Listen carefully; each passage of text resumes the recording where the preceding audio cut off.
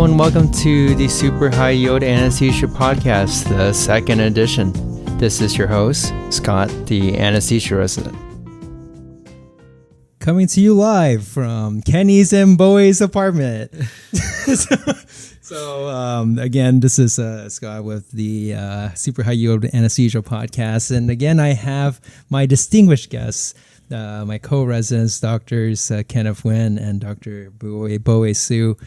We have the pleasure of hanging out together after our rotations today. And, just want to do for the post CA-1 episode for the annual update. Yeah, pretty much we were 6 months late, but better now than we're busy. later. Okay. Yeah, that is true. That's my excuse for not posting anything for the past months. So it's been a while, but so again, this is kind of just a little update on you guys, what's it like going through the residency right now as CA2, any life stuff, and we'll kind of just talk about the experience so far.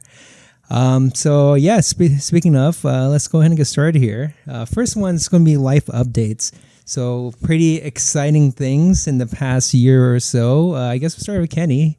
Congratulations. Most recent one. Yeah. Congratulations on getting engaged. Why don't you talk about that? I did get engaged. It's only been 10 years in the making, man. I would say it happened like 4 months ago. So yeah, I mean, it's been good. I mean, it was basically like the beginning of the whole entire process. It wasn't necessarily like the bet, but like we did talk about it and, basically committed for like ever. We've already been committed for a long time, but basically, I believe we were talking about it and she said that she didn't think that I could do it without making it a surprise, that she would catch on somehow. And so I was like, all right, yeah. So I started the process. The first things first, you gotta get the ring. The ring. Oh, the girls care about the ring, guys. Just doing a lot of research. Getting my her friends' input, my friends' input, and getting the ring. Once the ring was there, then it was just planning the whole entire proposal itself, making it a surprise. Nice. Yeah. So I feel like it was just like, I feel like the biggest way of getting it to the point where you can't come back from the surprise is just like letting too many people know at once. So I just like slowly just like let each of her family members know, my family members know, make a controlled environment. You have to be strategic about it. Yeah, super strategic, dude. And then once I got everybody and the date's good because residency's tough and she's in fellowship, so that's tough for her to get time off on the same weekend. So just making sure the schedule's lined up and then just start planning the whole entire weekend, like how to make the surprise, like the backstory. I included Bowei into it. Told her that was like some anesthesia recruitment dinner and that's right. And Bowei was gonna be there, some attendings were gonna be there, so dress up and get on your best behavior. Having her friends do her nails like a couple of times before that, so that we like it wasn't out of the blue that I was asking her to get like her nails done for the pictures. Picture didn't happen, so yeah. And then just the day of, we went out to the beach and told her there was something in the distance, Bowei and my friends, and I wasn't even on the beach. No, he was not. But he was helping out by texting and making sure that, because I was driving, so just seemed like it was just the allure that it was like we're actually going to a brunch. And then, told her something else distance and then got on one knee. Yeah. And the rest is history.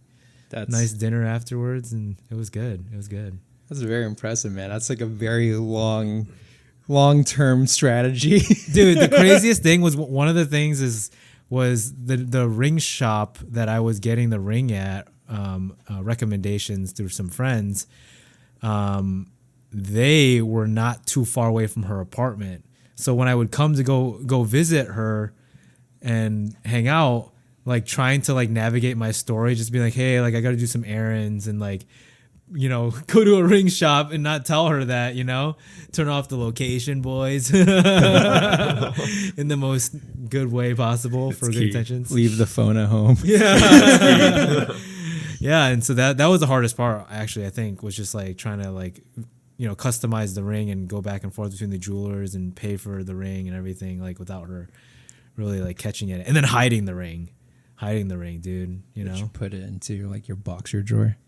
No, not into my boxer drawer. I put into a pair of like unused, like new like sneakers in the closet, and I put it like I'm a bit of a sneakerhead, a little bit of a sneakerhead. I like buying shoes, so there's a stack of shoes in my closet, and they're unworn, and she would never go through my shoes, so I knew that was there, and I would check it periodically. I'd be like, where is the ring again? Oh yeah, it's in there.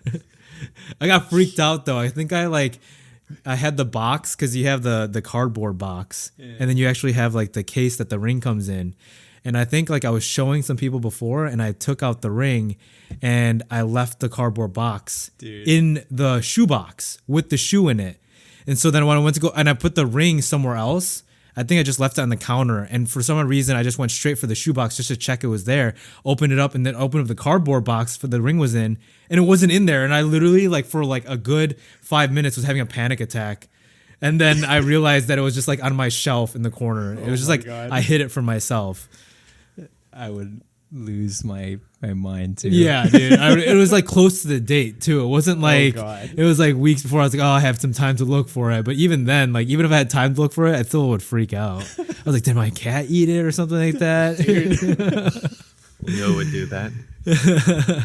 What about you, bro? That's too much stress, dude. I didn't try to make it that much of. Or it was kind of a surprise, but I proposed a year and 2 months now. It's crazy.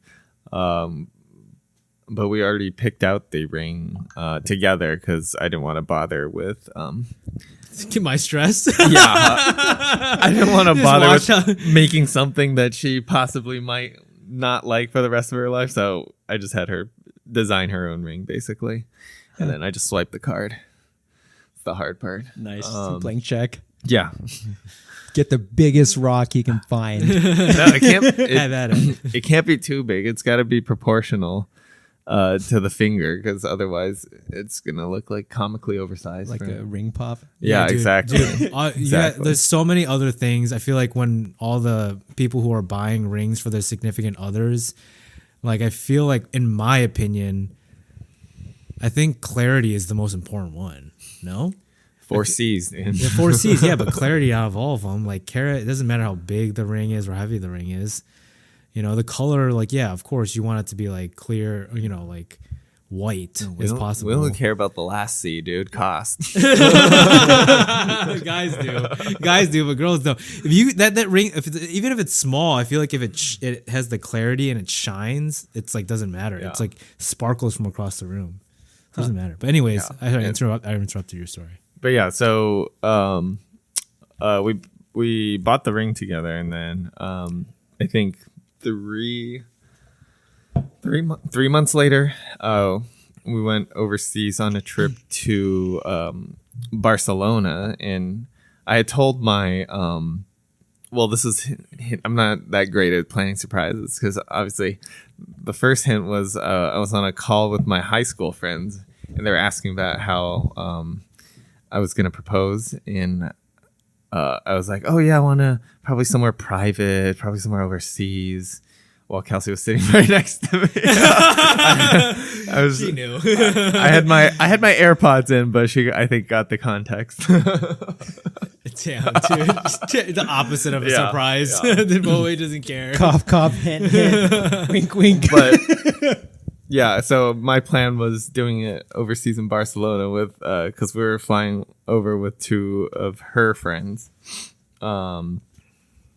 So I didn't actually bring that ring. I bought a Etsy ring that was basically the same shape and color and roughly the same qualities to propose with. So I didn't accidentally lose an actual ring overseas. In your suitcase, your luggage. Yeah. Bowei's ring is in Belgium. Yeah, exactly. Like I dropped it down to sewage. Propose empty-handed. So that's a high yield tip. If you're gonna propose overseas, get an Etsy ring. That looks the same. But if it looks the same, then how do you know it's exactly? real? Exactly. If she didn't actually notice, I would have just returned the real one. Just kidding. Wink, wink. Kelsey's listening. Yeah, I love you. But yeah, so I got the Etsy ring, and then I had the box hidden in my nightstand, and I didn't know this, but she needed my passport for our like flight info or something. And so she was flipping through my nightstand without my permission. She saw the box there. But it was the empty box because I already moved the actual ring. But the receipt was also in there. This is multi-levels of failure. So she saw that there was an Etsy ring, which probably raised the suspicion levels a little more. But anyways, we went to Barcelona, and she didn't tell me that she saw the box too. So we went to Barcelona, and I had picked out this nice, is like this hedge maze in a botanical park in Barcelona that I'd picked out with her friend. So we basically fit it into our itinerary casually after we got there the first day because I wanted to get it out of the way, and then. I had the ring in my pocket, and we were supposed to just kind of walk around until we got to that proposal spot above the hedge maze that I'd scouted out on Google Maps Street View before in the OR.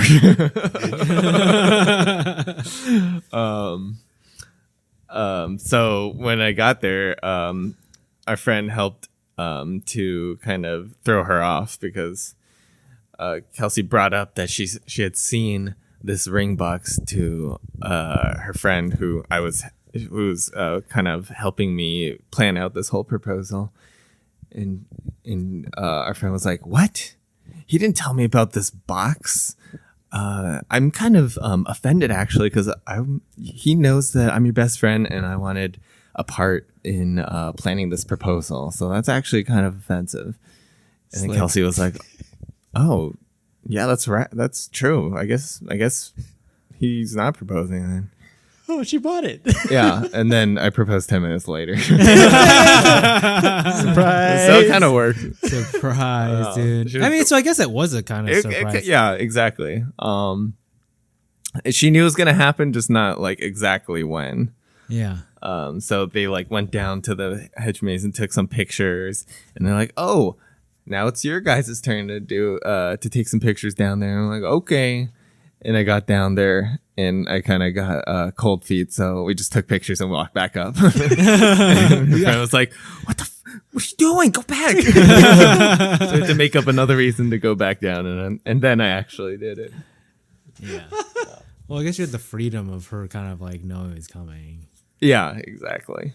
Yeah, so a little bit more laissez-faire. Yeah. Dude, I feel like I wasn't freaked out about the actual question, like getting, as I said, like getting there without making it a surprise. Like her family was texting me the whole entire time. Yeah, and like, you organized it with your family coming across the country. coast. Yeah, That's harder. Yeah, I mean, you know, I had my family come in, but I think one of the issues is trying to get them surprised. Like even her dad, when I told her dad, her dad actually told her that my family was coming into town that weekend.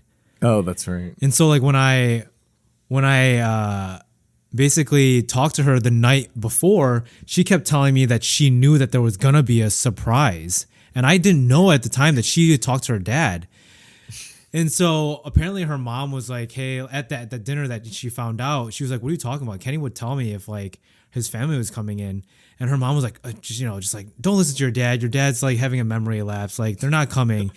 And in her mind at that time, she told me post was that she thought that my family was surprising me in like that weekend. So she didn't want to ruin the surprise. That's why she was trying to find out from me if I knew what was going on.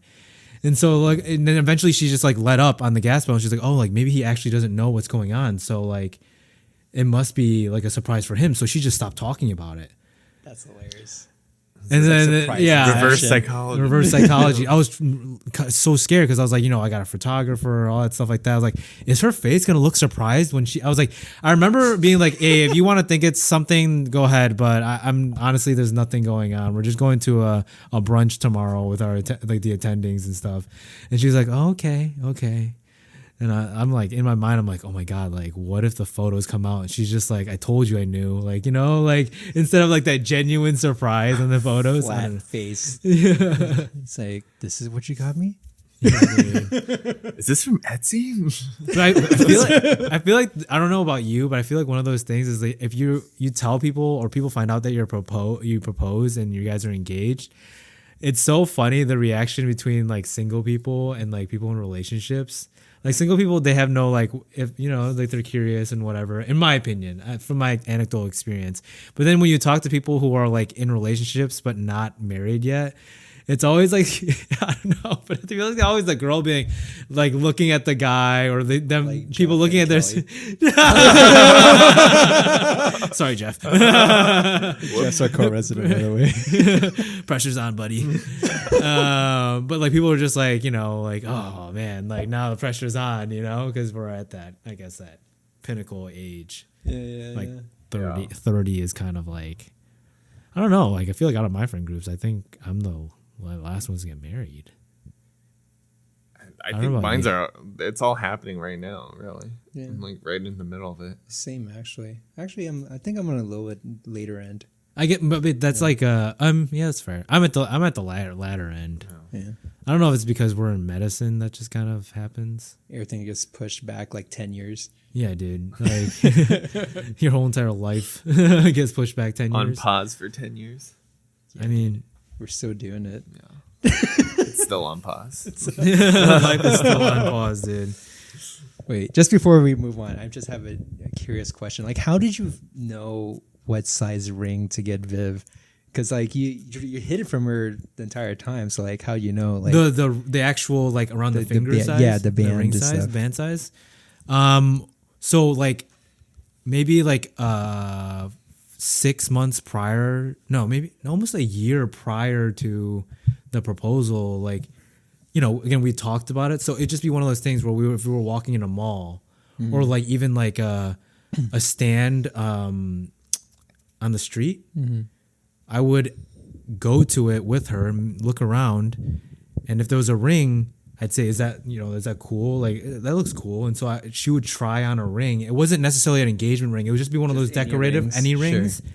And then I would ask the person afterwards, like, what size, like, band that was. Got it. And then we actually formally went to, like, as I said, to different jewelry stores in the mall. And we were just messing around, looking at rings. I mean, I was, we dated for so long. It's just like kind of like at that point, you're just like you said, you took her out to ring shop. But I didn't get the exact ring that they proposed at that store. I just asked for the band size, right. And it was an average. It was like 4.5, 4.6. Gotcha. It's like it's just like got to the point, and I knew the exact number, and then I just basically said that right. How long have you and Viv been dating before you got engaged? We have been dating for 9 years. Holy guacamole, man. I mean, we met each other before then, but let's say 2014 we started dating. So 9 years. Wow. Before I graduated undergrad. That's a long time, man. We started dating in undergrad. Yeah. What about you, Bowei? You guys met when 2018. 2018. Okay. 5. Gotcha. Okay, right on. All right, guys. I guess moving on to the next portion. Speaking of this wedding stuff, so like, where are you guys in terms of like the wedding planning process? I know, Bowei, you have like a venue and stuff like already settled and a date as well. So like, you want to talk about that a little bit? Yeah. So, well, first of all, Kelsey did probably most of it. Gotta be upfront, because she had more opinions about it than me. Obviously, I think for me, as long as the food's good and the music's good, it's good enough for me. Oh, and the signs, the signage has to be good too.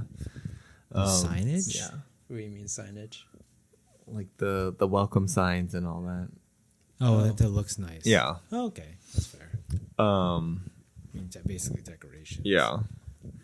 But we just went with like the venue that we looked at 3 venues around SoCal, and the venue we liked was kind of like an all-inclusive one, which was like it was a good and bad thing at the same time, because we didn't have to look for separate vendors for a lot of stuff. It included, the food, the drinks, the catering, the venue, space, all that stuff. And bad because we couldn't choose our own food. You were locked into the venue for their food and their cake. If you bought like an outside cake, it cost like $200 extra just for them as a cake cutting fee. So Jesus. you're basically locked in. Dude, they get you at every single crevice. It's so lucrative. I told Kelsey to just go into this wedding planning business afterwards. Yeah.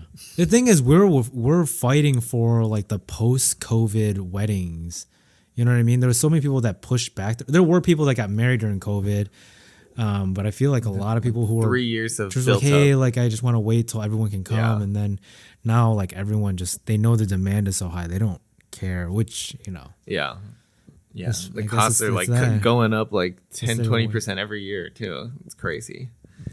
But after we got all that, it was just basically the DJ, the event coordinator / florist, and are you guys going photographer. off of like people's recommendations?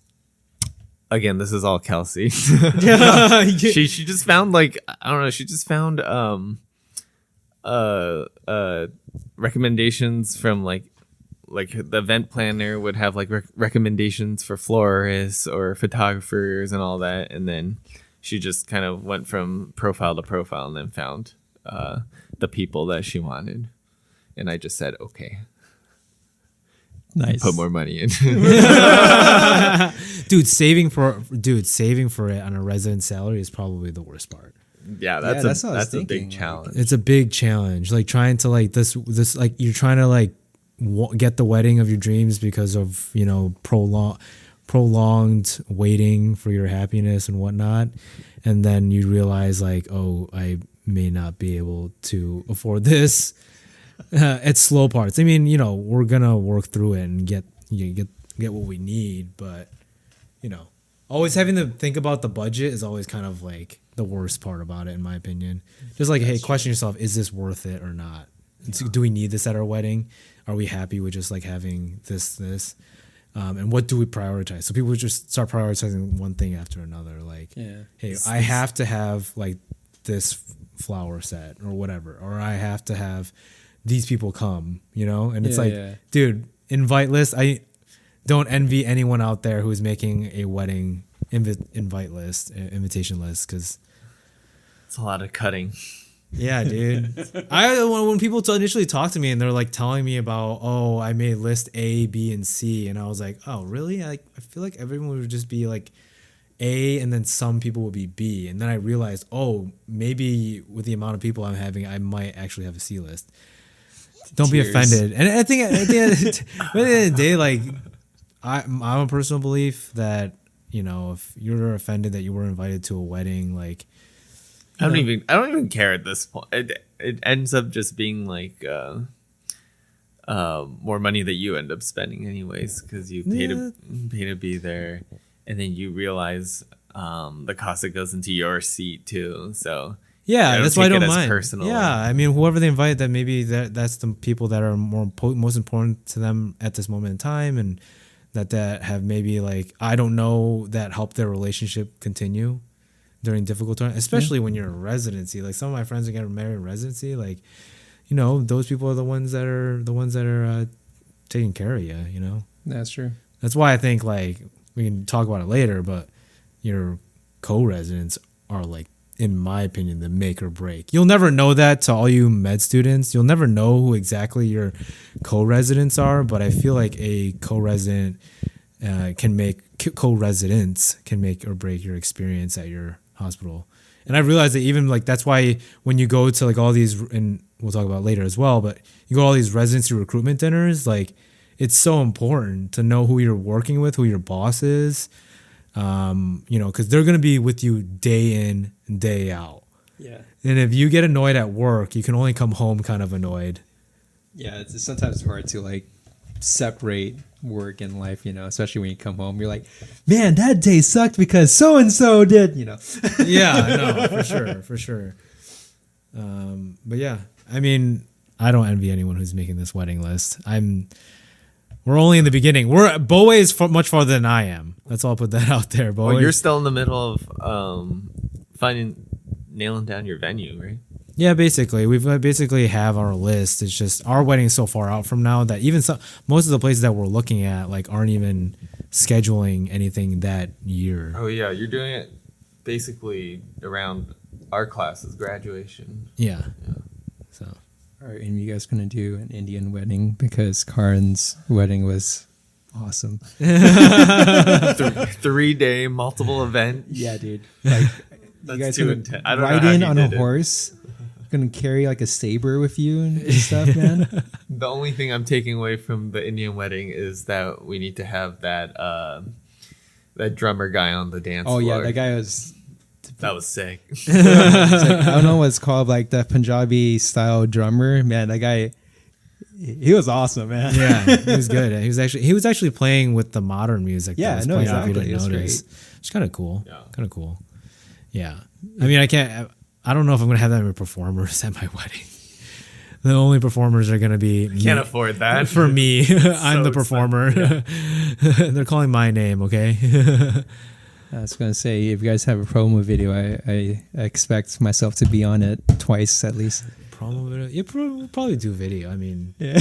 I don't know how many people. You probably have one or two videographers, or one. I just have we hire a separate video person and photo person. Oh, so they yeah, don't really know. yeah. I think it's one person each, but I think they might have like a Helper. Yeah. That's fair. That's probably fair. I don't know. I mean, it's a long time coming. I know the next prompt is going to be about long distance relationships. Yeah. So yeah, I guess moving on to the next one. Wow, great segue. Yeah, long distance relationships. Yeah. So I guess for especially you, Kenny, like you and Viv been apart for a good chunk of your relationship, and at least until now. And even then, it's still kind of like long distance. Like at least it's like an hour and a half kind of drive. Same city, kind of, or same. No. Oh wait, it's not even the same county. Never mind. Dude, what are you talking about? What are you talking about? So yeah, kind of talk about that, and Metropolitan. how'd you make it work? I mean, we were cross country for a while. I think that's the longest distance we had. We were on the same coast, but like 6 or 7 hours apart. And then this is the closest we've been. But I mean, like, I think initially, like, you're so busy. I guess it depends on what field you're in. But at least for medicine, you're so busy that you've kind of, the time moves by really quickly. Sure. Med school, studying, tests. You gauge your life in medicine once you start the path, I think in 4 years segments, Yeah. right? 4 years undergrad, 4 years med school. I mean, I took a couple of years off, so that's kind of a segment in its own. Then med school is 4 years, then residency is 4 years. Yeah. You just take it and be At like, hey, if I least. can make it to that like goal line, then like, okay, next step. It wasn't like, oh, every day we're like, oh, is this gonna be like a long thing? You know what I mean? Like, like basically, like you either fully commit like 100% to the long distance relationship, or else Or it's over. it's basically over, because in the minute you think that maybe it's not going to work out, like you already see yourself wrong, in my opinion. That's good. I mean, everyone has their troubles in relationships or whatever, but I, for the most part, are pretty happy like the way things turned out. Oh, good. Yeah. It's just obviously not ideal. It's Yeah, not yeah, ideal, yeah, like for sure, for for so sure. long not being in the same coast or city. Time zone. Time zone, dude. Time zone was almost killed me. How'd you make it work then? like she would come home from her rotations or her work day in residency, and that's 3 hours apart. So like she would come home at 7 and I would be going to sleep at 10 p.m. Sometimes she wouldn't get home till later, or she'd be on nights. Then you're just like never talking to each other, which is a good thing because I feel like we learned how to operate and cope by ourselves. And then, also, we didn't need to keep in contact because we knew the other person was busy.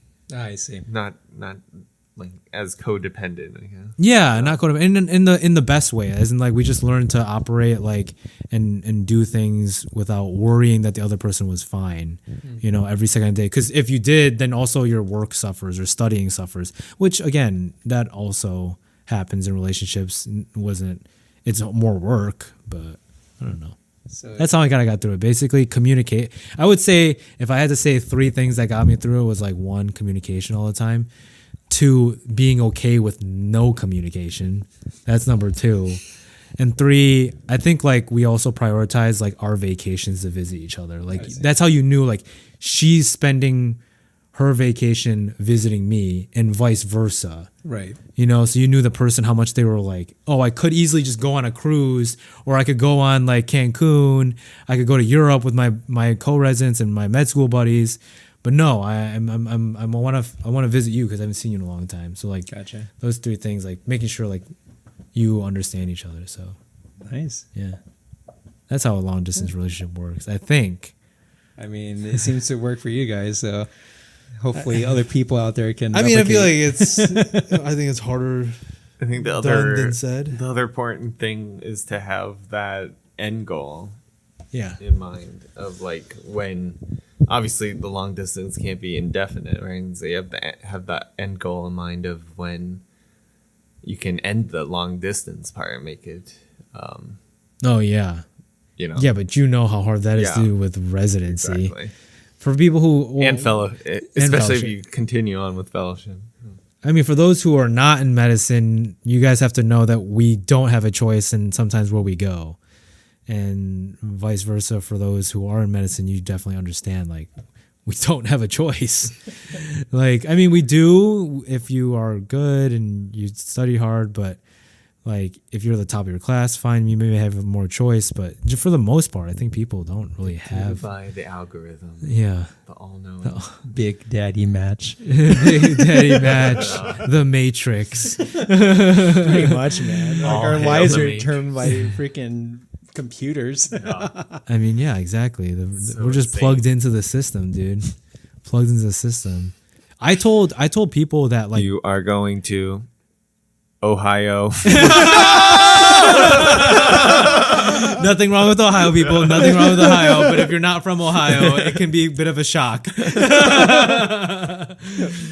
I mean, yeah, it is. It is. I mean, literally, when I opened my letter and I found out that I was going to Riverside, for a second, I was kind of, I was like shocked. Because I was like, because it's in like, okay, I won't lie, Riverside was up there in the top, but like, for a second, like, your life is about to move across the country. Like, that's it. Nothing else. I mean, you're happy that you have a job and you're in residency. Thank God that COVID. Come on, what was your worst COVID application nightmare? Like, I feel like everyone had one. Interviewing during COVID, Like we're the first class. we're the to do it. first class to do it. Yeah. I mean, the other class had matched, and the rest of their 4th year was about COVID. And then their intern year, which God bless your souls, walking into that ICU for dumpster fire 9 months of the year. Yeah, of COVID, all your intern year. Sorry to you guys, but I mean, we had the back end of it. We had the 3rd wave, I think. Like a second wave. We had the 2nd wave. Yeah, I think so. Because No, we had the 3rd wave because Was the it? first one Forget what happened in our the end of our the first one happened at the end of our 3rd year. Yeah. And then we had a wave in that winter. we did. Yeah. Oh. Remember when everyone was getting remember. vaccinated? There was a wave. Yeah, 3rd Oh. wave. That's why they were yeah. pushing for everyone to get vaccinated. Yeah, and I yeah, think yeah. the 3rd wave happened around when we started intern year. That's right. But that was not as bad. It wasn't as Definitely bad, not but there was definitely the what do you call it? Like the COPD status Dude, post. people still like died COVID. from it, Yeah, man. dude. Even afterwards, like people were coming back from from the LTAC on like high flow nasal cannula, and you just tell them to like just look in the room and be like, Just go prone. "Go prone, it'll work." Trust me, I'm a doctor now. Flip on your belly. Dude, remember gowning up for that, dude? No one took- remembers that, dude. It was like the face mask. 5 minutes Yeah. every time. N95, glove, put on a gown, then glove over the gown, tie your gown up, and then walk into the room. And then you need an interpreter for Spanish. Oh my god. Walking right out.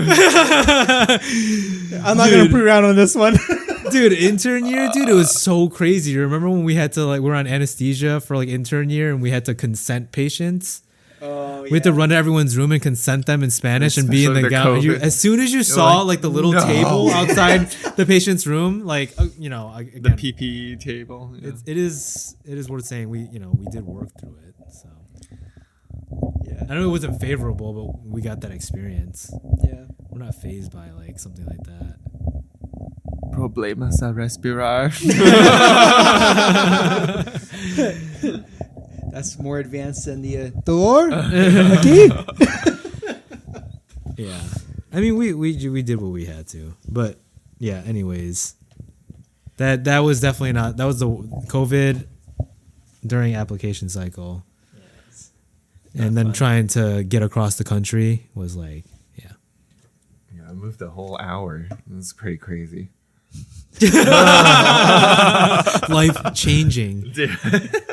Life changing, dude. Yeah. For me, it was nice because like I was in Texas at the time because my school was in Iowa, but then I did my rotations in Texas. Uh-huh.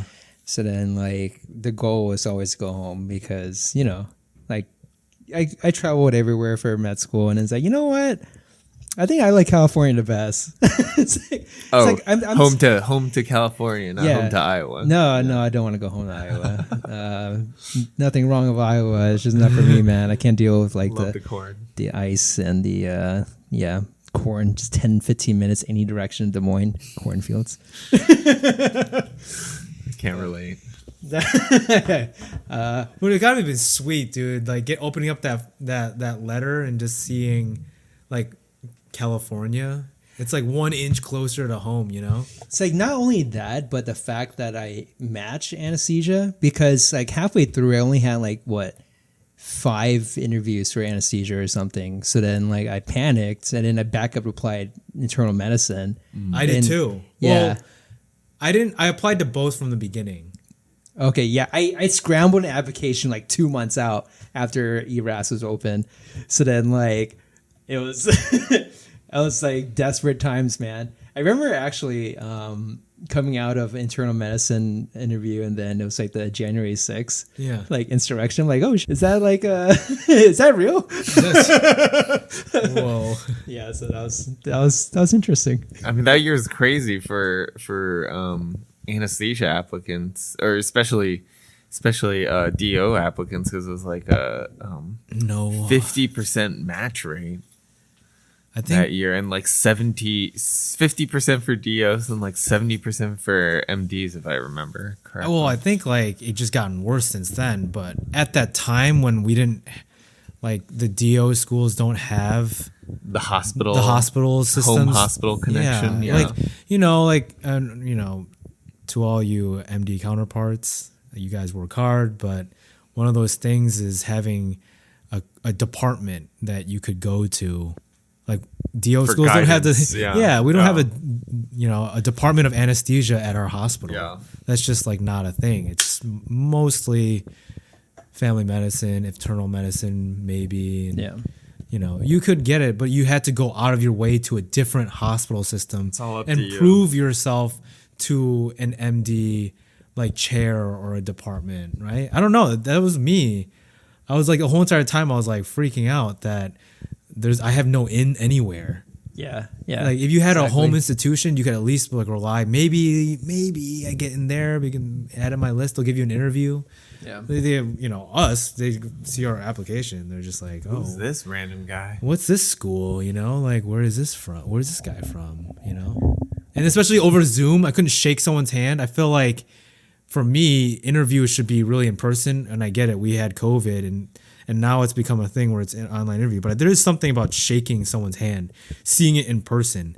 Now, thank God I squeezed audition rotation at Riverside the month before COVID. Oh, wow. In my third year, I replaced it with EM because I told them, I was like, hey, I'm not really interested in EM. Let me try anesthesia. And I messaged the program coordinator here at Riverside. And I was there too. The rest is history.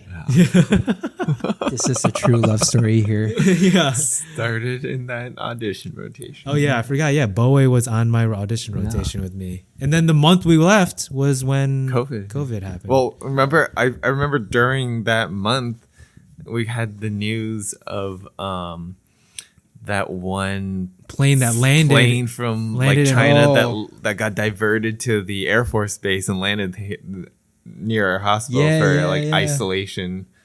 Yeah, they isolate all what those is happening right now. Dude, I feel like one of the craziest things is when the nurses told me that when someone was getting off the plane in Wuhan, they like ran and then tripped and fell. And in my mind immediately, I was like, it's a zombie. I was like, it's a zombie, dude. They tried to get off the plane. Dude, yeah, because similar story in San Antonio. I was there, like the plane that landed in the Air Force Base. Same story. Oh. It's like, it's only maybe like two confirmed cases, and then the next week, everyone's infected. Yeah. That's crazy. Yeah. That's crazy. Well, anyways, we're past that, dude. Yeah. We're past COVID. Anyways, I've gotten it already. Anyways, I started blasting. We can talk about COVID another time. Speaking of which, all right. So this is actually a good segue to actually talk about anesthesia stuff in terms of training and whatnot. So obviously we all passed basic and whatnot, CA-1 year. So we're what? Obviously, dude. Just joking. Yeah, we're pretty important, you know. But in terms of like examination wise, we're 33% there. Next is advanced and the oral boards. But I think I'm gonna do an episode with John and Jeff later on, because since they scored 95th percentile and John got honors, so I'll probably ask them what they did. Don't ask the stupid guys. Hey, Leaves, dude. Hey, all of us are here together. But I guess like just talk about what you did to pass basic. I mean, really, it was just doing the question bank, really, because I was going online to kind of see what the most efficient strategy was to cover everything, and a lot of people said they just did the true learn question bank like once or twice, and that's literally all they did. I'm like, oh wow, okay. And at this point, I do not have the time nor the attention span to read through a full textbook, especially like Baby Miller. That's way too dense. I gotta dense. I can only do. If you think that's dense, I can only do Anki, Big Daddy Miller. Yeah, I can only do it Miller, yeah. at Anki card lengths. That's true. Yeah, so I made or still make Anki cards out of the True Learn questions too. I think that's helpful, just as a quick reference too. I think for me, I did the same thing. I did a lot of questions. I tried to run through the bank at least 1.5 times in my incorrects, and I did Anki too. Anki, I think, if you are a type of person who needs spaced repetition learning, I'm not sure if you guys know that or not, but I think it works for most people, like Anki. If you just actually are like dedicated to it and actually like sit down, it actually just medicine. You've used Anki for sure. Yeah, some people have that photographic memory, dude. Some people don't do Anki and they can do fine, which is not me, but impressive. Very impressive when people don't do it. Shout out to all you people who don't use Anki and still survive and do well. I used it. Then I got lazy. Yeah, I mean, all of us do it. Yeah. It can get tiring. That's why I think tough. like Anki in the last like month and a half is so like just running through every single piece of material. And then I think I would spacebar in one. I think I would end up hard. it's all hard, dude. Fail. Just restart the deck. I'm gonna clear everything. No, I think I just reinforced it with specific things that I was super confused about in the book. Sure. Yeah. Makes The book's a good reference for just like delving more into a concept that was tough on any one of the questions.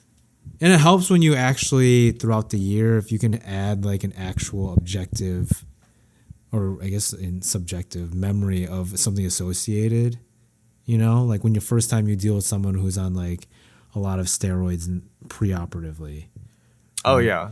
Right. It's You just nice- looked that up when you're in the spot. I think one of the things you need to learn is looking it up and reading the most current up to date like guidelines, recommendations, literature on that specific thing that you're dealing with.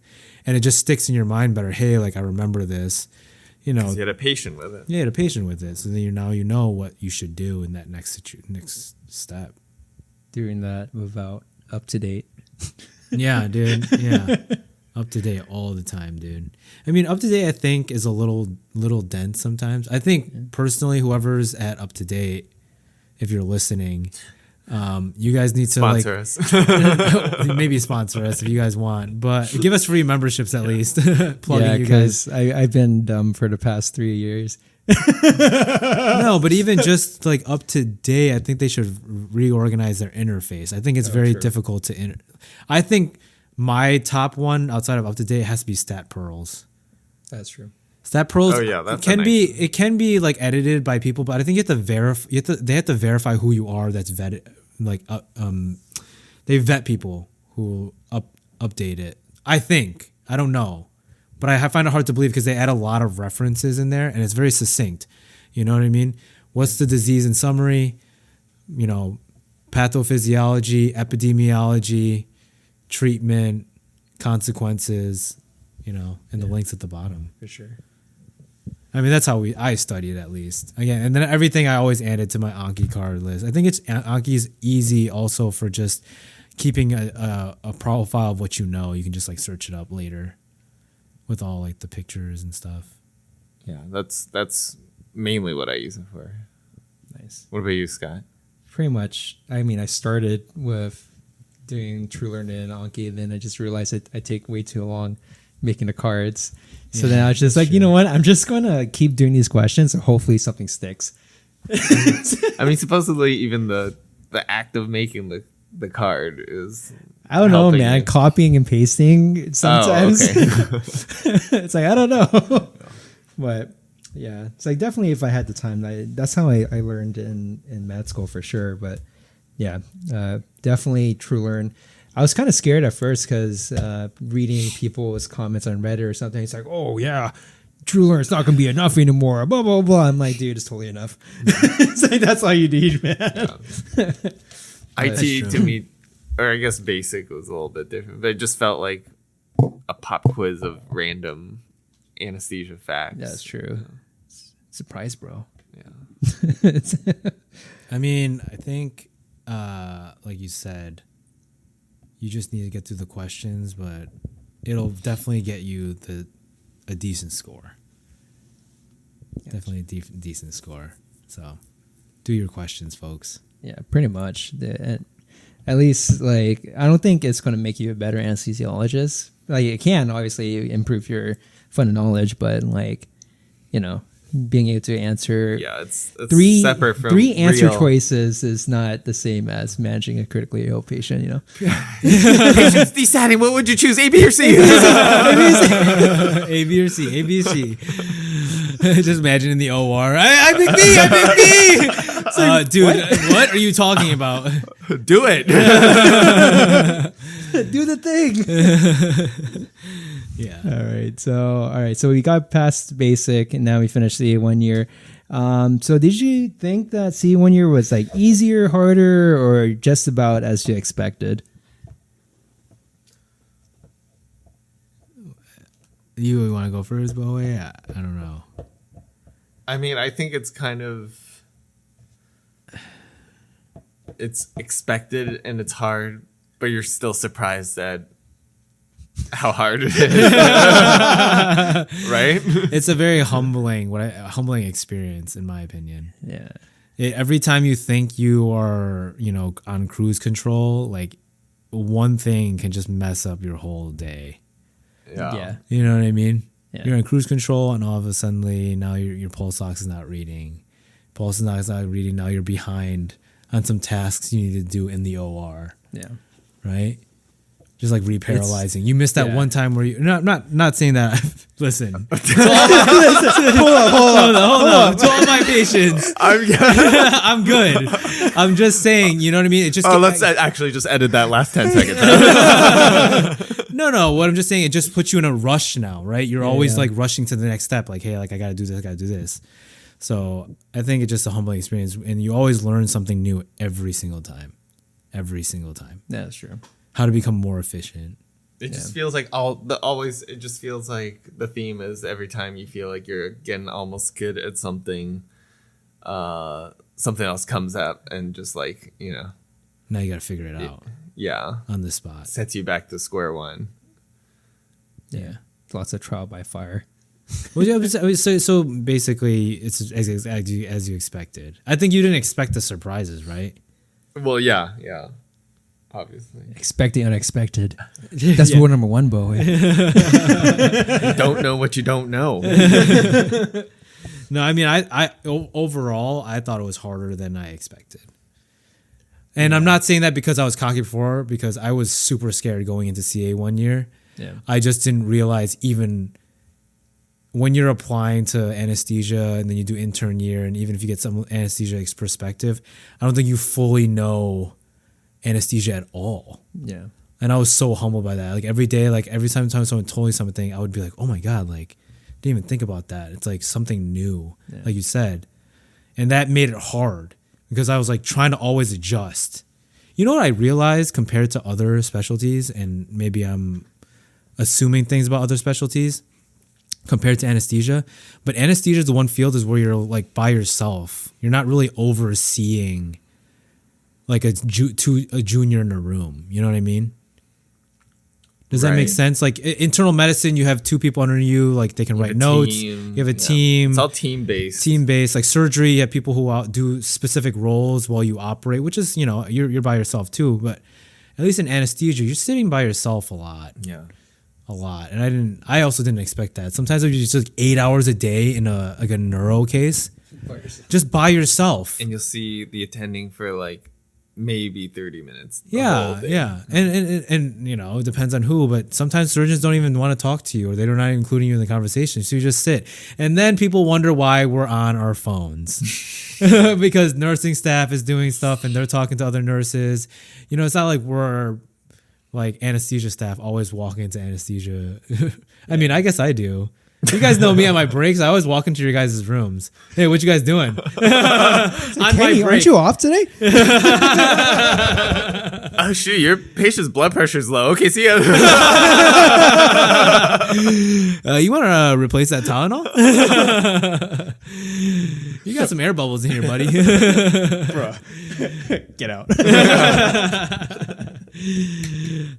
But yeah, I mean, I think we just don't have the luxury. We're always that. So what I mean is that it gets harder because we're just taking on more cases by ourselves. Yeah. Right.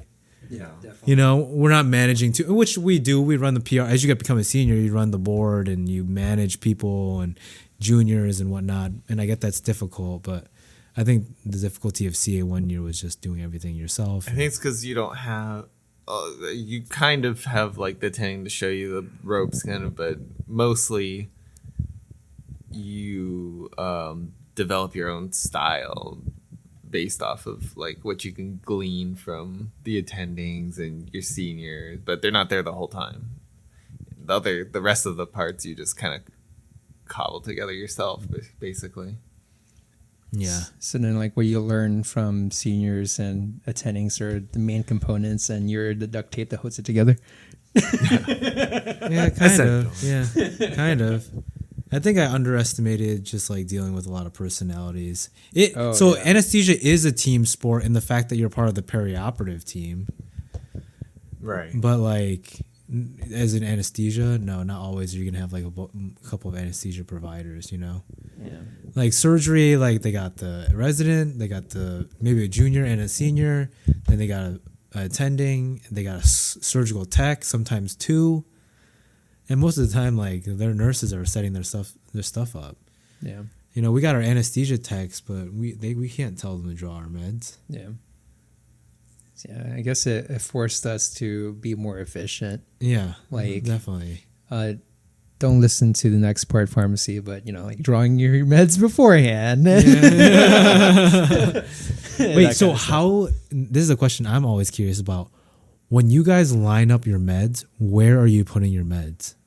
What do you mean? Like when you get all your meds out, and then during the case, like how are you organizing your When meds? Jayco's around or when Jayco's not around? In the drawer, labeled On my person.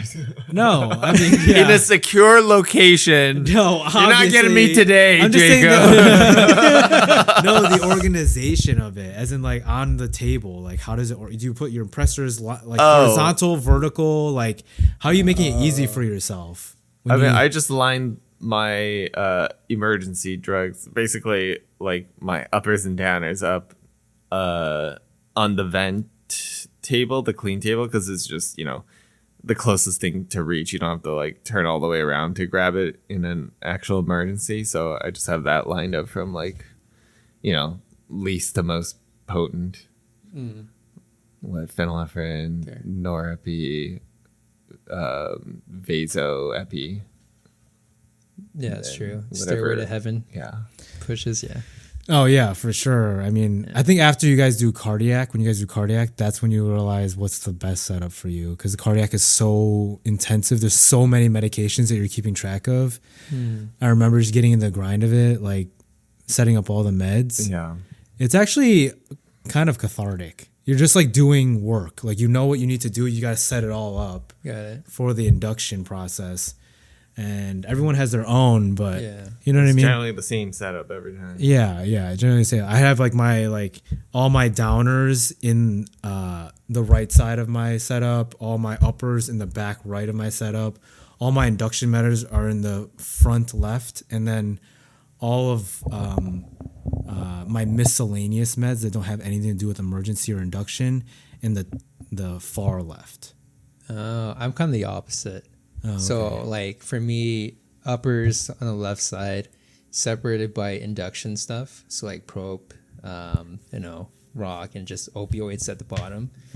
Downers, I put the syringes down here, and then like the miscellaneous stuff like Decadron, Zofran, whatever, antibiotics on the far right. Because like for me, like that's because I read from left to right, so that's how I do. Like most of the time, the oh crap things are on the left. So first thing I look at right. pressors, and then like the last thing is on the right. So That other stuff, like Yeah. the Decadron, Zofran, all that, I just put on the back table, so it's just not like cluttering. also true, yeah, because you can give that any time. yeah, right? true. Yeah. Yeah. Oh yeah. I mean, we'll see after cardiac, man. You haven't done cardiac yet, Yeah. so It's just gonna be one giant bundle, one giant pile. Of But wait, syringes. where's the epi? In Hold on. It's under the probe there. whose mans, That's dude? so funny. Someone get their mans. Oh gosh. Any specific stories or anything from CA-1 year that stands out to you? And it's okay if you don't have anything on top of your head.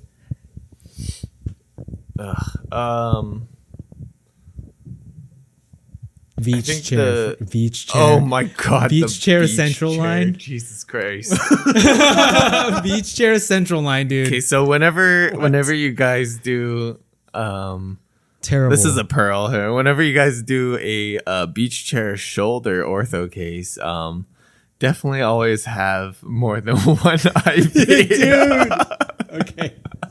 whose mans. Such a routine case until apparently there's a piece of that femoral head that was impacting or just like impacted into like a vein an axillary vein on this guy, and once they basically took out the shoulder, they basically disimpacted that little fragment that just started unleashing venous blood that I didn't see. I couldn't see, but the surgeon, the ortho surgeon, asked the one question that that no one wants to hear on the other side of the drapes is, "Hey, is everything okay up there?" Like, wait, I was ortho like- never says this. Yeah, I was like, suspicious. Why? You know, it's And a then problem. at that moment right there is when my pressure went to like 60/40 on my last blood pressure. I was like, what's happening over there? And what did you end up doing? Because I remember running into the room. Yeah, and 'cause- he was, and well, at that point he was just like in a more panicked voice. He's like, nothing. I'm just holding pressure here. And I was like, oh my god.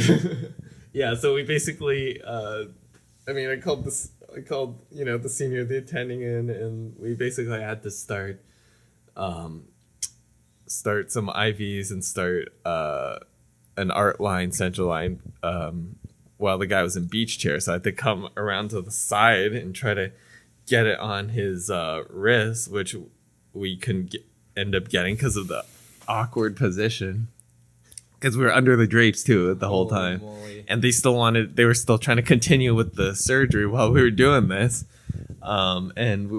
General surgery came in, and we ended up placing femoral art in the central lines. Dude. Yikes, dude. And running product then, and he was definitely on a little bit of a peripheral levo for a bit while we were working on that. So Wow. yeah, more of the story. Get access, dude. Yeah, get access. Central lines, man. I'm more comfortable with them now. I think they're something that I may put in a lot of my Everybody. sick patients, like pre-operatively. Like, hey, like let's just drop a central line now. Toe amp, And then central line. Yeah, and I think I'm more comfortable with like measuring CVPs and if we can float a PA. It's like out of date now, with everyone doing echoes and everything. But I still think there's a huge value in like PA catheters during surgery. Like you just know how you're fluid resuscitating a patient and where the issue is. Is it backing up? Is it not enough forward flow? Well, this is coming from straight after cardiac OR. Yeah, and also ICU. Yeah. Yeah. Cardiac master over here. No, not. Are you the first one to finish all of it? No, John is. Oh yeah, that's right. Yeah. What about you, Scott? Any stories? I don't know. I think I blocked out the trauma.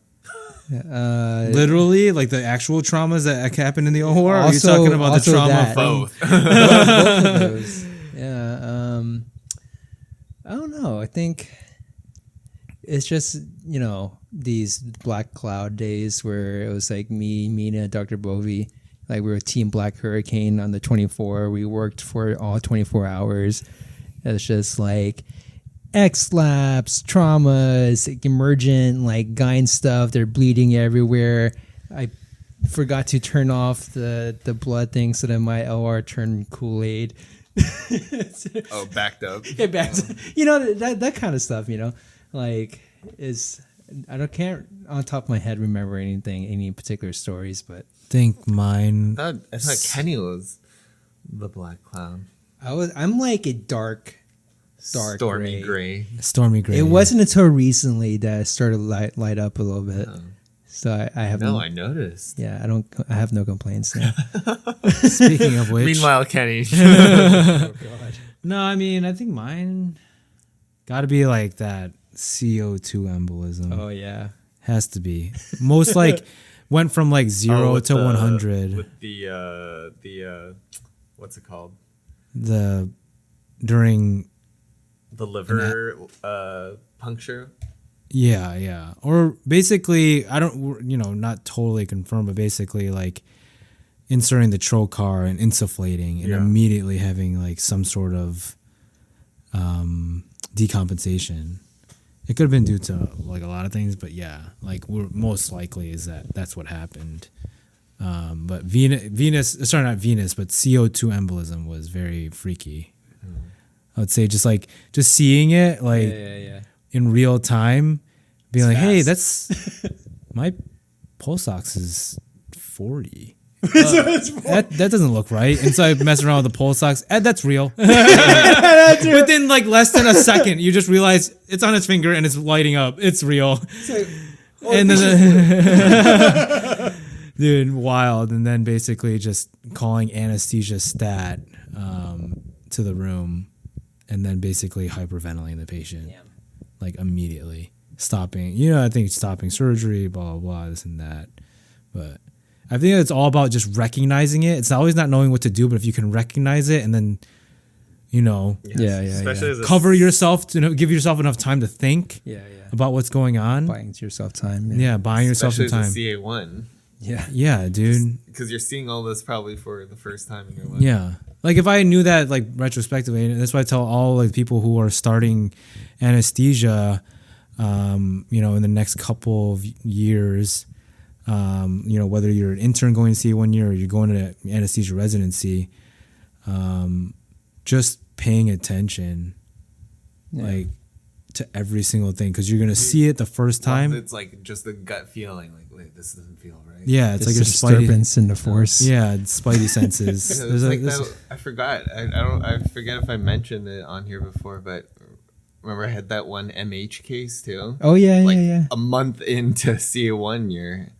It was like a routine lap appy, and we did RSI for induction because he was nauseous, and then right afterwards my CO2 was like 48 or 50 on my end tidal. I was like, huh, that's weird. Let me try to see how I can blow it off. Yeah, turn my rates up to 22, no effect.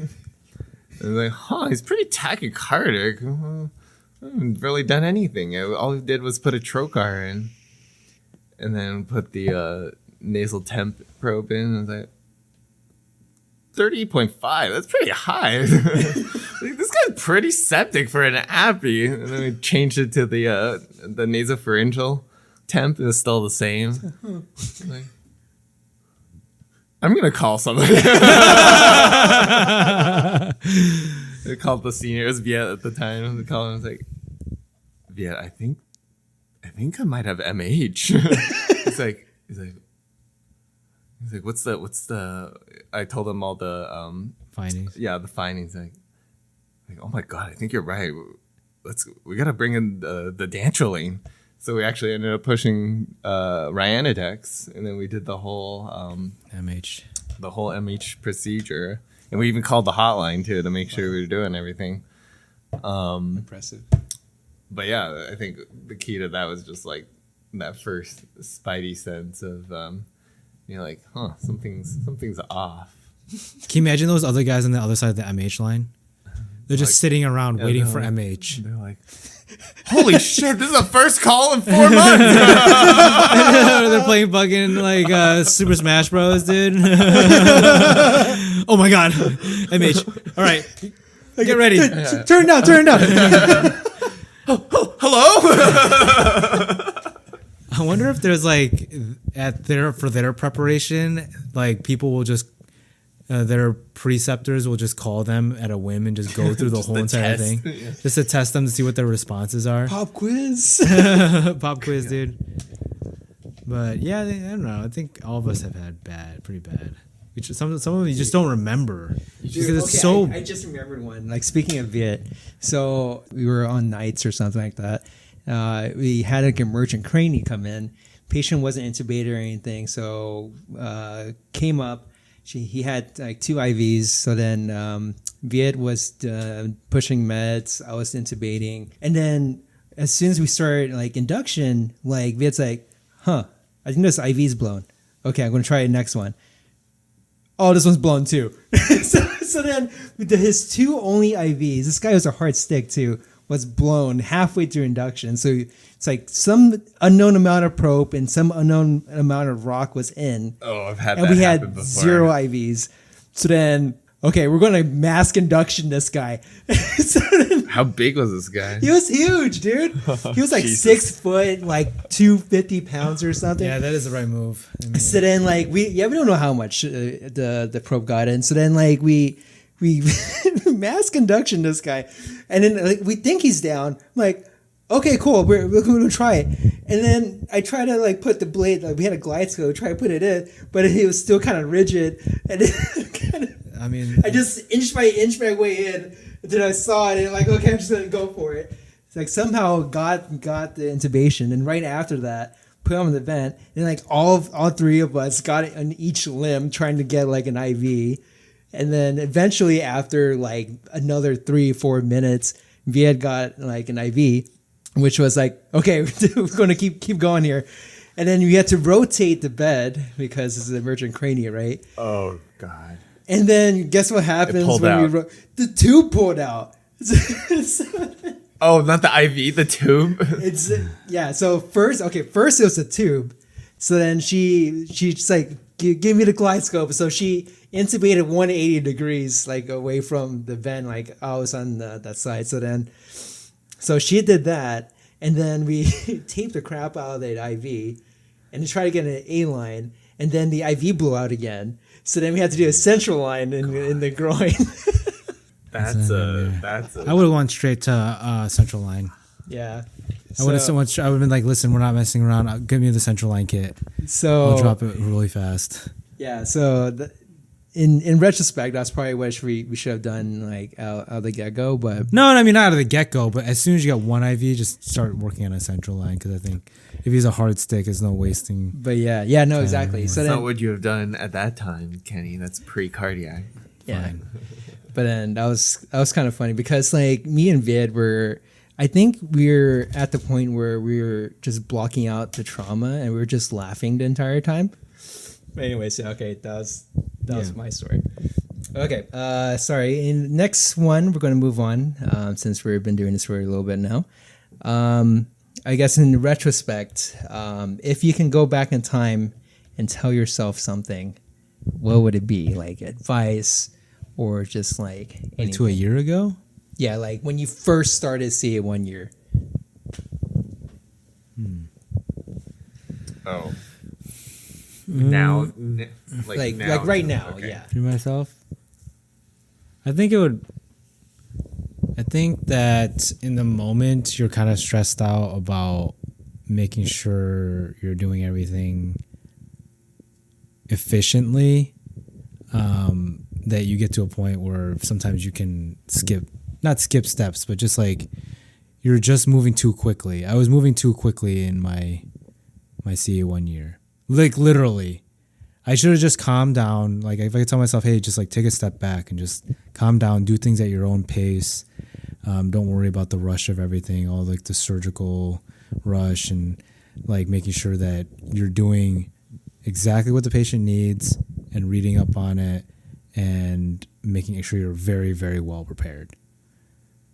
And I mean, there's not major instances where I forgot medications, but it's just like things happen when you least expect it. Yeah, and if you just like think ahead and slow down for a second, you have everything in place. Like as cliche it really is, doing mismades like really, really helps you out. Yeah. So you do it to the point where it's like unconscious. You kind of just do it automatically. Yeah. Even if you just spell it out for yourself, I don't even care. Like just make sure you have everything, the suction, the monitors, all the emergency medications that you need or you think you need. And sometimes even the ones that you don't need, you should just draw up anyways, not because of waste, but because you never know that Baby epi. And baby epi. Yeah, baby epi. That's what I would tell myself. Yeah. I don't know, but would you tell yourself anything different? I would just slow down, yeah. Slow is smooth and smooth is fast. Yeah. Right? That's the mantra, man. Yeah, I don't know. I mean, yeah, I agree with that. What about you? I guess for me, it's like for as long as I remember, I've always struggled with like being hard on myself. Like, oh, idiot. It's like, like you do How something. could you blow that Yeah, idea? no, exactly. So then and then it kind of just builds on top of each other. Like, why can't you be better? Yeah. That kind of thing. Like, you should be good at this by now. But then, like, the entire point of like CA-1 year residency in general is training, right? Yeah. It's like none of this is built overnight. Like they say, Rome wasn't built overnight, right? So, just reminding yourself that you're still a trainee, then you just give yourself grace for every time you mess up, because it's going to happen. But just like, just be easier on yourself. Yeah. Trust the process. The phrase for that one was, "You're always as good as your last A line or IV or whatever it is." Yeah, I think I would agree with that too, because you get into slumps where you're like, I'm missing every IV attempt, or This is my one job. Yeah, I can't do it. You get Yeah, a wet no, tap exactly. on your epidural or something, and then it just sets you in the wrong mood for the rest of the night or day. Yeah. Exactly. Yeah. I mean, all of us are in medicine are pretty much perfection. Are perfectionists in some sort of way. Yeah. In anesthesia, it's what people don't realize. It is hands-on. Yeah. And a lot of it is cerebral. So if the cerebral part is the hard part, and you're learning about that every day, like the information, how to treat patients, how to preoperatively optimize a patient, then the one thing you sometimes feel control about is your procedures. Yeah. Right? And even as simple as an IV, which is the bottom totem pole of our procedure. Yeah. It's really, not in its importance, but in its like skill wise, Yeah. like comparatively, I would say, it is hard getting an IV. It is hard. But like, ultimately, that's still the hardest procedure, I think. it's true. It's true. You're not doing it under any ultrasound guidance. I mean, you can, but on a general basis, you know what I mean? Yeah. A lines you can palpate, like intubation is visual, like you see the cords or you don't. Like sometimes you see IVs, like I see it, and I just can't get the tube. It's like when you intubate. Yeah. You see it, and all suddenly your angle just like doesn't allow you to get it. It's super anterior. I see a grade 2B. You mean 3? I don't know. It's maybe a C. What?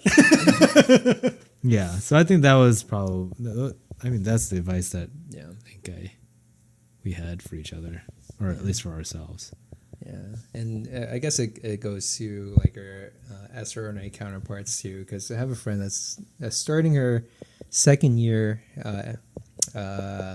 Like basically it's their first year of clinicals. And it's pretty much going through the same situations, like it's like, oh, I messed up this, I messed up that, I suck. But it's just part of the process. So it's okay. We're all trainees, and we'll get there eventually, living the beautiful life in Modesto, California eventually. But that's for the later part of this podcast. All right. I think that's pretty much it in terms of CA-1 year. Any last thoughts on that before we move on for the rest of our lives? No. Okay. So I guess now that we are CA2s, like what kind of things that you feel is different now than it was in CA-1 year? Like what kind of like rotations you're doing, or what kind of stresses, or what stresses you out now versus back then, that kind of thing. I think the thing that stresses me out the most is just you've gone through a few years of your medical career saying like, I don't know. You know what I mean? Like it's not that it's not an acceptable answer, especially when it comes to patient care. Like you always need to have a plan, and sometimes you don't know everything. But I think the pressure of CA2 year is the fact that may not be the most acceptable answer anymore. Like you need to have, you've done a year of this, you need to have a plan. Yeah. Like you need to know more, and the expectation just rises even more for you to know something. That's the biggest thing for That's fair. that I think CA2 is different from CA1 year. a lot of it's so new and the curve is so high. You've learned through CA1 year, and then all of a sudden at CA2 year, not only are you expected to be able to do the stuff and manage it, but you have to have conversations about what would happen if something like this happened, not even in the moment, being able to, because that's what comes up in anesthesia. It's like situations, the what ifs. Yeah. I think for me, it feels like it's pretty crazy how different it feels after just doing it for 1 year that you, like that, your first ENT case or your first whatever P's case that you had from CA1 year now feels just totally different as a CA2, but so you feel like you should be more comfortable with a lot of cases now, but you're still experiencing all these new subspecialty rotations, which kind of throws you for a loop and kind of puts you back into like, as a CA1 or even a med student or intern, because, you're going to, you're doing PEDS case like 3 months old you've never done, or now you're doing like bypasses that you've never done before. So in a way it feels like you're back to CA1, when you start these new subspecialty rotations. And I haven't even done cardiac yet. That's next month. Yeah.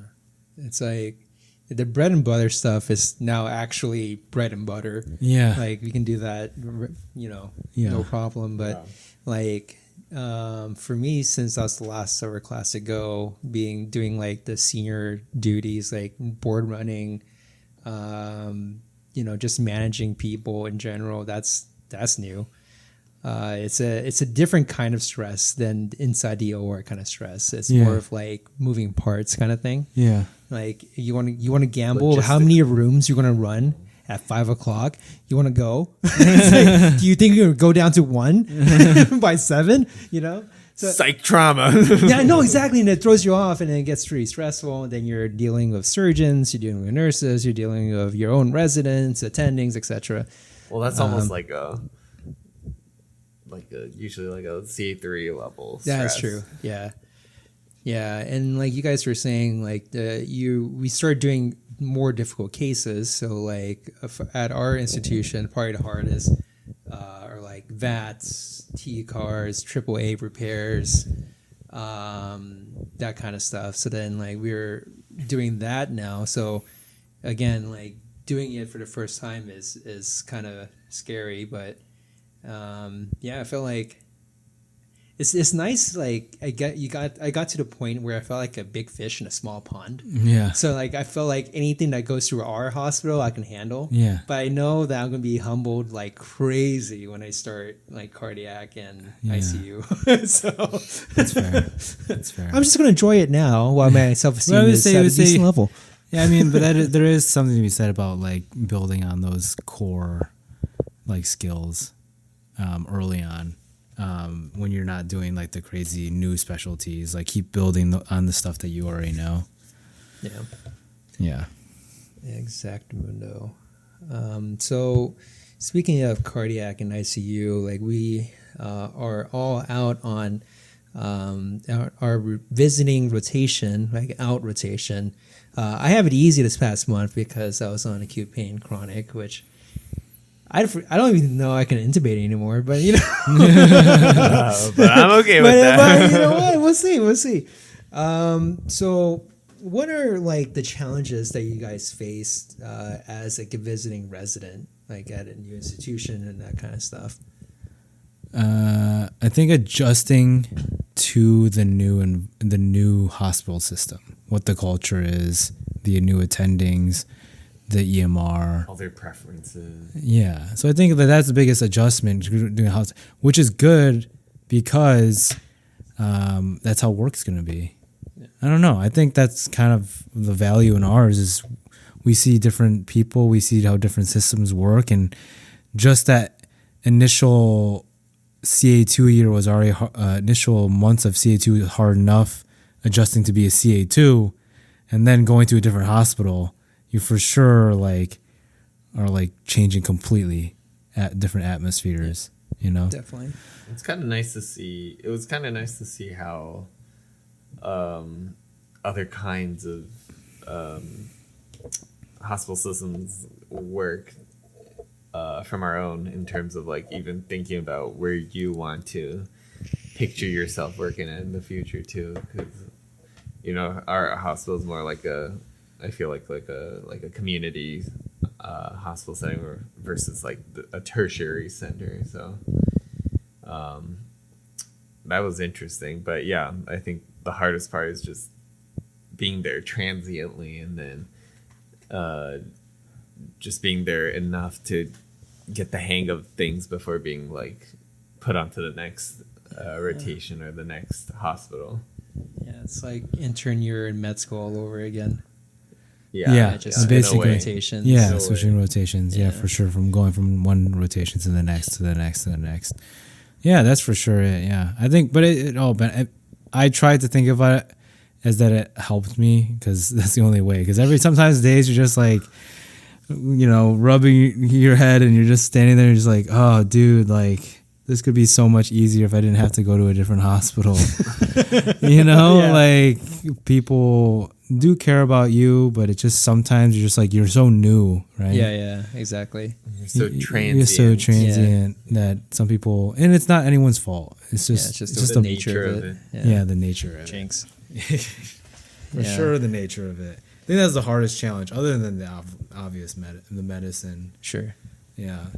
It's like, I don't know about you guys, but like the first like 2 days or something like that here, I had this crazy adjustment disorder going on. Like, I miss everyone at county. And like, I don't know anyone here. I don't know my way throughout the hospital. I'm scared. I know, it's like 8th floor. That's like 2 times the size of our hospital. So, Yeah. It goes up to 5. yeah. So it was nice, like definitely seeing you guys for lunch or something like that. Just see like friendly face in a new environment. So that helped me. But like, like At least you'll over be time- you'll be like on ICU with some other people, right? I think so. Yeah, I Juan. think Jeff and No, Juan. Juan. Juan will be. Yeah. We'll talk about it later. We'll Yeah. talk about it another time. Anyways. But yeah. But no, it's the adjustment period is definitely interesting. Yeah, especially since we're not living in our own house now. We have this whole separate We living moved, situation. basically. Yeah. Moved. yeah. I've been living in an Airbnb. Sad All face. new bachelor. It's pad. actually pretty nice too. All right. I guess moving on. Anything else you guys want to talk about in terms of your experience as out visiting resident, or anything about your rotations you kind of just want to talk about? Or I mean, cardiac, I think, is so different. Like, at this point in time, I've obviously decided not to do cardiac, but it is a surreal experience, like going on to bypass and coming off bypass. I will say, just like watching it happen, it's just like you don't believe that like you're bringing a person's heart back to life after completely paralyzing it, Yeah. for the surgery. For But you, you're swapping it out completely. yeah, yeah, don't need almost this that too. You know what I mean? You're just sitting there and you're like, wow, that actually just happened. We, put someone's heart, took it out. We froze someone's heart, took it out, and then put a new heart in, or vice versa. Just fixing whatever is in there, like as it stands still, and then bringing it back to life. That this technology, you know what I mean? Sometimes I sit there and I think about the first guy that thought about it. necromancers. Yeah. Yeah, exactly. Lazarus, dude. You just sat there and be like, all right, guys, we're going to try something new today. We're going to take this guy's heart and completely shut it down and then see if we can bring it back to life. But wait, that's not all. We're gonna bring it back. You know what I mean? Yeah. So I think that's the most surreal part. And I think also just being in ICU, I think it's very, for anesthesiologists specifically, it's very good for our management in the OR. Yeah. I think the ICU is just a prolonged anesthetic sometimes.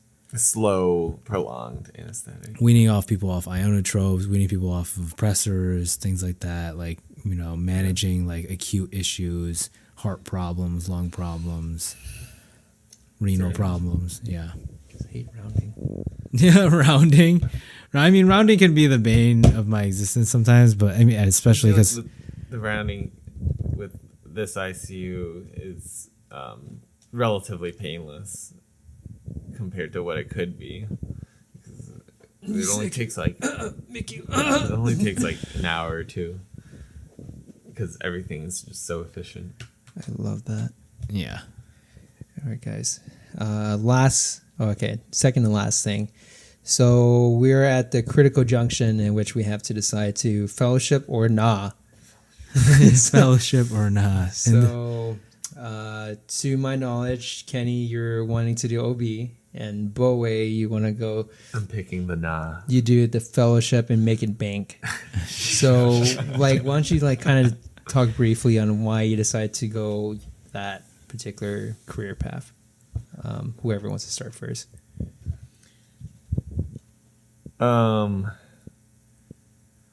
Well, You haven't truly decided, dude. I mean, it's all like a active or like a process, an active process.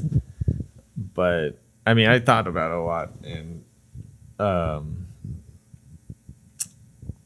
because with general anesthesia, it's kind of interesting because you can do a lot of the subspecialty stuff with just general anesthesia, with peds, with OB, with regional. You can do a good majority of that stuff without any additional training. The only things that you would obviously need the fellowship for would be like cardiac and ICU. Pain. Yeah. Oh, yeah. And pain. Peds. I mean, yeah, well, peds fine. up to a certain extent. To a certain extent, yeah, true. Less than 2 years old. Yeah. True. Fine.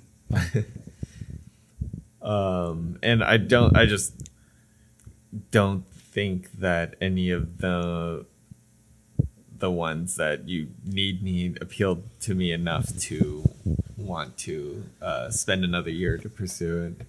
And I'm just thinking also overall in terms of just like, the opportunity cost definitely plays a big factor in that. They're always saying like, oh, that 1 year that you spend in fellowship is the, 300-400K that you lost. Ouch. Yeah. That you may or may not spend the rest of your career trying to make up for. Pre-tax. Yeah. True. Yeah, exactly. And in the end, I think I just put my kind of work-life balance at the highest priority for myself. That's fair. But I don't know. It could end up changing. The one fellowship I did or do kind of consider still is potentially sleep medicine, which is actually not even anesthesia specific. It's it's a multidisciplinary one, so you can get into it from family, from neuro, from psych, all sorts of things. Palm crit. Yeah, palm crit traditionally. But I think that sleep is interesting in that it offers a completely different set of skills, and it also takes you out of the OR, and the patient base is not A pain. potentially unpleasant like some other fellowships, namely pain. Yeah, I hate clinic. I mean, that's why we went to anesthesia, I guess. Exactly. I don't know. I feel like we were used to being in the OR. I have the same. I think everyone who thinks about applying to fellowship thinks the same thing that Bowei is thinking. I think you're always thinking about how long you've waited to make some sort of money back or your return back on the investment that you made. My perspective is based off of after doing anesthesia residency across the country for my own family it was less about the money and the time that I was gonna less about the money, but the time I was gonna spend. I didn't really care about the money.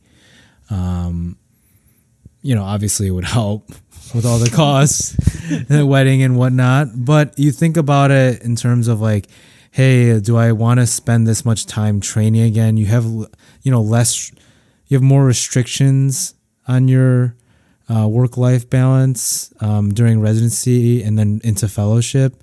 And so am I going to do that in fellowship? And is that worth the cost of that? The cost was the time.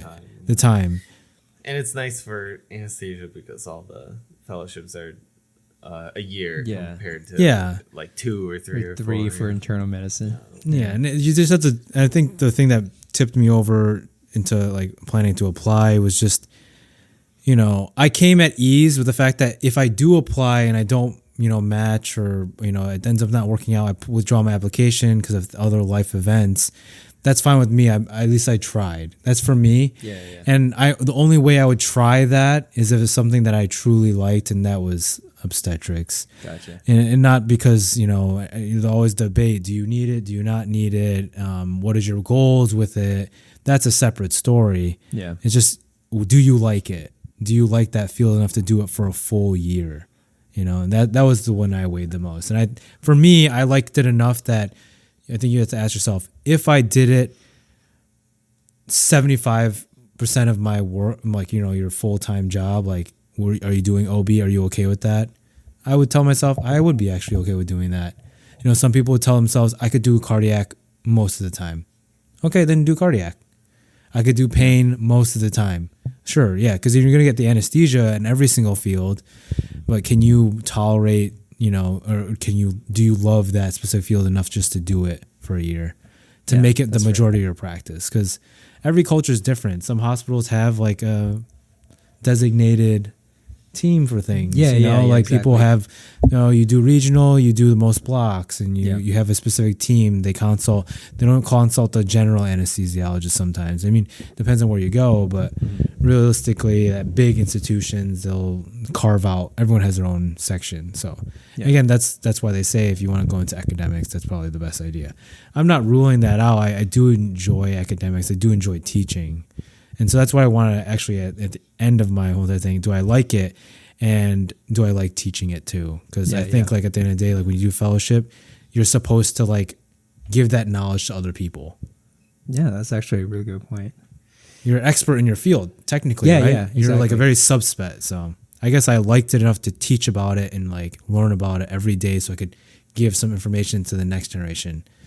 Shout out to all of our great faculty that teach us, and you guys inspired at least me to teach someone else, and eventually, and I do want to rest on my laurels and eventually, relax. But for now, I think I'm at a point in my life where if I kind of slow down, I think I won't come back into it. Yeah, fair enough. So I've heard it's really hard to come back. Yeah, you take the pay cut. Yeah, you just see how it's like, what the world is like and life is like. Exactly. Some of our faculty did it. That's true. That's right. There's nothing wrong with that. I definitely don't. Yeah. Speaking of which, like a bunch of them went back for acute pain regional, which I'm thinking of doing it again. Now that I'm used to the environment here. So speaking of teaching as well, I do have a whole set of episodes lined up for acute pain regional. So be sure to tune into that. That's coming up soon. But yeah, you make a good point though, Kenny. Like for me, regional, I really enjoy doing the blocks. Seeing that spread is just like, oh yeah, mwah, chef kiss. Yeah, and then like it takes away the patient's pain. And like doing epidurals or something, thoracic versus like lumbar for like OB stuff, that's very rewarding to me too. When like the moms go to sleep because they finally have peace, peace on the pain, and like I just have a lot of fun during the acute pain service. So some of my most rewarding stories actually is on the service this rotation. So definitely something I want to do to get out of the OR at some point to mix things up a bit, because if doing the lap appies for like a month straight, I think I'll go insane. You know? That's fair. That's But, fair. Yeah. I think we are wrapping this episode up. So we're going to go ahead. Actually, first, you guys have any last minute, thoughts, things you want to say? Nothing. Nah, not really. No wisdom. Shout No outs. wisdom. You want to diss someone on this track? I mean, I think fellowship wise, there's just no right answer either way. It's just Where you are in life. whatever you want to prioritize for yourself. Yeah. Whether it be, like some niche of anesthesia that you really, really enjoy, or if you just enjoy it all, or, if you're prioritizing like making a lot of money or having a lot of more time for yourself. Exactly. It's just whatever you want to focus your time on. Yeah. I think the last thing I would say is just I would shout out, because you're asking me, I would shout out to all the people that support me, and I'm sure you guys, shout out for you guys too, all the people that support people in this field, right? Our significant, shout out to our significant others for supporting us, families, because honestly, this field is hard enough, and I think everyone needs to one thing I take away from the podcast or that I would give is just call people, keep in contact. Have your support network. Yeah, thank them, and it's every day goes by really quickly during residency. It's hard and whatnot, and you don't realize how much people are watching you, are rooting for you. So make sure to shout so bad about talking to people. I just go home, go to work, go to sleep, play video games, Dude, go to work again. This is a product of me also driving a lot of the times, long distance. When I was driving, if I have an hour, I'll literally just go down the list on my phone. Oh, wow. I literally just go down the list and just call every single person that I haven't talked to. It just rotates. I'm also a millennial, so I don't like talking on the phone. I'll text them though. Bro, I'm Maybe. giving everyone a voicemail, dude. Voicemail. Yeah, voicemail. Who does that? Remember last week when you just decided to go down your list and call our co-resident? Oh yeah, there were 4 people. Yeah, you guys, you co-residents, 4 people. It took 4 people before someone picked up. Shout out to Karen. That's hilarious. But yeah, just keep in contact with people, and you gotta support them too, because they're supporting you. It's unfortunately very easy to burn bridges in medicine, or just let them fade rather. Yeah, unintentionally. I have a trail of ash behind me. Damn, dude. Jesus. What are you, a villain? I know, dude. It's unintentional. I just I just focus on the day-to-day thing. I just forget, Now, it's oh shit, it's been 4 years. yeah, that's fair. Here and now is pretty hard to ignore, especially in our field. But yeah, that's all I had to say about it. Shout out to everybody. All right, guys. In the spirit of Jed Walpole and the ACRAC podcast, we're gonna do a copycat version, one random recommendation, or in the spirit of super high yield anesthesia, a joke or a pun. So whatever floats your boat, choose one and share it. Joke or a pun or a recommendation? Any of those things. Damn. Recommendation. Dude, recommendation for sure has to be getting a massage, dude. once a month, if you're into that, dude, seriously, just okay, how about this, not even massage, a self-care completely for yourself day, just you, whatever you enjoy, you dig, just go out and relax once a month, guaranteed.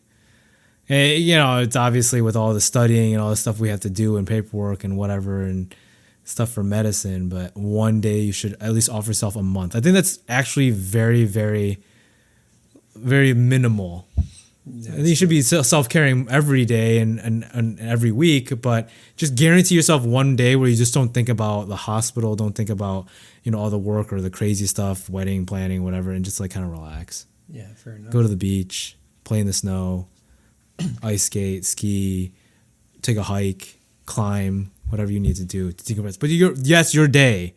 Like, and you should probably also tell everybody, hey, it's my day. I'm just not gonna hang out. Okay, bye. Bye. And be okay with just like hanging out with yourself, I guess. That's my recommendation for the podcast. Very nice. Anything, Bowei? Go first. So mainly because I'm playing this right now, but I think this game's pretty old by now. But No Man's Sky. It's like I'm a very big like sci-fi kind of person. Like I love space operas. I love like The Expanse on Amazon, Star Wars, all that kind of stuff. That's the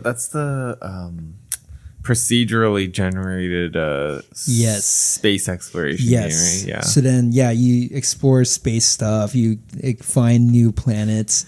You mine the resources. You fight space cop robots. And then you could become a space pirate if you want, or and it's like it's kind of fun. Like you build settlements, you manage fleets, like to go on trade expeditions, and then I don't know. It's just like some random stuff that like it's casual gaming because you don't have to think that hard. Yeah.